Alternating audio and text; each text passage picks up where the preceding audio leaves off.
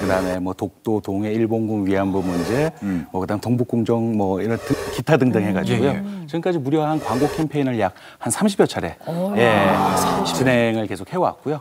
그런 지명 광고의 홍보 효과를 뭐 점차 보다 보니까 세계인들이 가장 많이 몰린다는 바로 뉴욕 타임스퀘어라든지 뭐 런던 피카딜리 서커스의 영상 광고를 통해서 세계인들한테 지속적으로 알리는 프로젝트를 하고 있고요.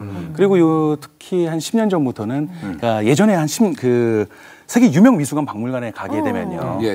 늘 한국어 서비스가 지원되지 않았습니다. 그래요.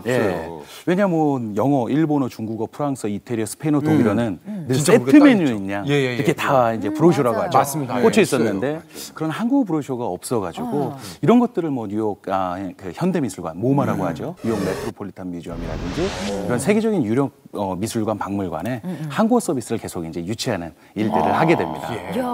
이것만 해도 사실 우리가 해외 여행 가면은 그 박물관은 꼭 투어에 껴 있잖아요. 그러니까 사실 저도 예전에 유럽 갔을 때 10여 년 전인데 세느강을 이제 밤에 야경으로 배를 타고 가는데 거기 하나씩 듣잖아요. 그렇죠. 근데 1호도 나오고 다 나오는데 한국어가 안 나오니까 너무 섭섭하고 속상하더라고요. 그런 이런 한국어 안내 책들 한국어 서비스 사실을 소경 교수님이 어떻게 보면 무모한 도전의 결과물이라고 들었는데요.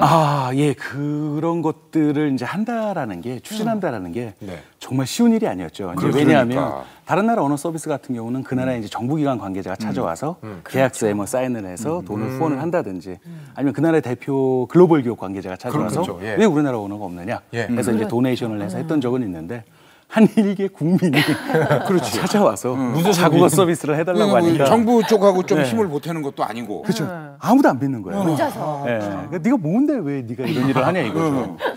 근데 솔직히 거기는 뭐 어떻게 대답을 해야 될지 모르겠더라고요.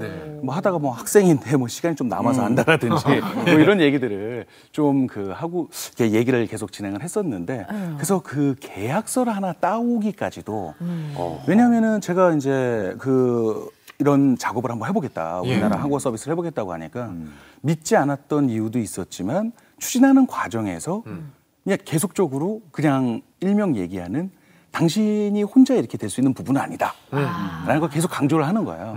그래서 한 몇 개월 동안, 한 6개월 동안 지속적으로 제가 계속 컨택을 해서 끝내는 계약서를 따게 됩니다. 계약서를 따게 돼서 이제는 저한테 그럼 당신 한번 해봐라 해서 저한테 기회를 줬죠. 그래서 뭣도 모르고 저는 계약서에 사인을 하게 됩니다. 그래서 뉴욕의 이제 굉장히 유명한 미술관이었는데 그래서 저는 이제 그때 다 됐다라고 생각을 했는데 그때부터가 문제였죠. 왜냐? 이제는 뭐 돈을 구해야 되잖아요. 그래서 제가 계약서에 사인을 딱 하면서 당신이 돈은 어떻게 할 거냐요. 근데 거기에 실은 제가 그때 무슨 생각을 했는지 모르겠지만 우리나라 정부와 기업에 가서 그 돈을 한번 내가 떠보겠다 그랬어요.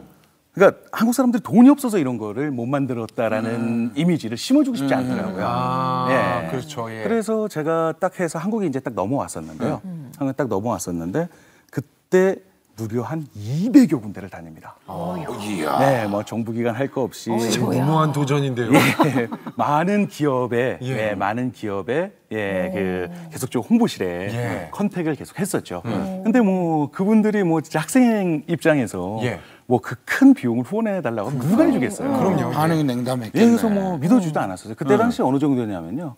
이제 제가 기획안을 가지고 한 기업에 갔었는데 기획안을 쓱 한번 훑어보더니 한 1분 싹 이렇게 훑어보더니 올라가서 그러면 윗분들이랑 상의를 해보고 연락을 주겠대요. 근데 오랫동안 또 앉아있다 보니까 화장실에 가고 싶은 거예요. 그래서 이제 문을 싹 돌아가지고 저는 화장실 가려고 이제 다시 들어왔죠.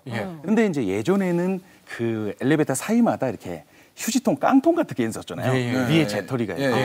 그래서 저는 화장실 간다 딱 갔는데 제 기획안이 그 깡통이 꽂혀 있는 거예요. 어머 저런. 갖다 올려 보이지도 않고 그냥. 그래서 그때 정말 이게 세상이 쉬운 일이 아니구나. 정말 남의 돈 이렇게 후원받는 게 정말 쉬운 일이 아니구나. 그때가 이제 20대 후반 정도 됐어요. 그때 직책이 뭐였습니까? 그때는 뭐 학생이었죠. 그냥 학생이었어요. 근데 그때는 무조건 학생이었죠. 그래서 이제 그때 어떻게 보면 좀 오기가 더 생겼던 것 같아요. 예. 야, 이거 정말 이렇게 해서가 아니라 좀 더 전략적으로 한번 해봐야겠다 그래서 한 200여 군데 넘으니까 한 군데에서 후원이 결정났다고 연락이 왔고요. 아유, 고마워. 그래서 그날 제가 이제 송금이 다 된 후에 예. 송금이 다 된 후에 그쪽 이제 일명 담당자한테 전화를 했죠. 예. 전화를 딱 했더니 이제 돈 가진 자의 목소리는 또 바뀌더라고요.